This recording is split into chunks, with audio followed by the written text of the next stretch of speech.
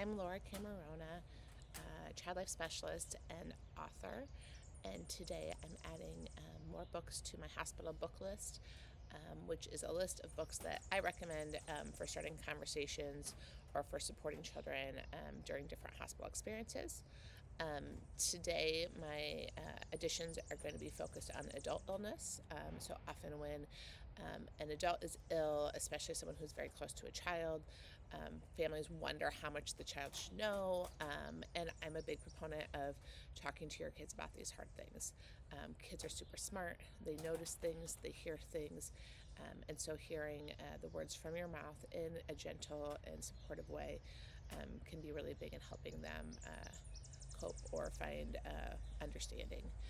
So the first book that I'm going to recommend is called Mommy Beeps, which is a new book for me, one I was super excited to find. It takes a young child through a mom's diabetes. So it tells the story of a little boy who has a mom who's diabetic, and it really focuses on the things that a child would notice. Maybe that she's carrying snacks that look really good, but they're for mom, the different tools, the lancet, the pump, the noises they make. It's super approachable and a really good find, I think. The next two books that I'm going to share are about MS, multiple sclerosis. One of them is called My Mom Is Not a Superhero.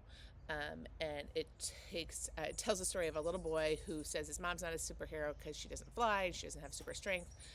But it also talks about her MS and some of the struggles she has. And at the end of the book, the boy concludes that his mom is super because of the effort she puts in every day to be as healthy as she can for her whole family. It also has a part where the child plays a role in holding her hand when she falls, being supportive, and how that makes his mom extra super, which I like the childhood involvement. I think as a parent, I would be mindful to make sure that the child doesn't know that it's their job to always take care of their mom, that there's adults that are playing that role as well. And then the end of the book has some really nicely written explanations of MS and some more details and supports. The other book is called Some Days, A Tale of Love, Ice Cream, and My Mom's Chronic Illness. And it more focuses on how each day is different with MS, and that some days his mom needs to be in the air conditioning or needs a bathroom close or needs help with something, and other days she doesn't need those things, and how they can still have good days no matter what the MS is like that day. Um, the next topic that I included in this week's book list is cancer. There are a lot of books out there that talk about a mom with cancer. Today I'm going to highlight three. One is what happens when someone I love has cancer, explain the science of cancer and how a loved one's diagnosis and treatment affects a kid's day-to-day life, by Sarah Olsher. I've recommended some of her other books. She does a really nice job of explaining cancer. The book is written for any loved one with cancer, so it would absolutely apply to a mom with cancer, but it also could work for a dad or a grandma or a sister or anyone the child knows. It is written in a way that kids can understand, in a way that applies to a lot of people. The next book is called Mama's Year with Cancer. I like this one more for young children. It talks about a specific family's journey with cancer, and the things that the young child notices and the experiences the young child has. So this could be great for, I would say, 2 to 5 year olds.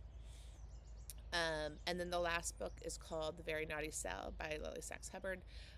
Lily is a social worker, and it talks about a scenario that's similar to her own, and explains chemo and radiation and hair loss, cancer, in words that kids can understand. It is a specific story about one family's experience, so there may be some things that don't link up with your family's experience.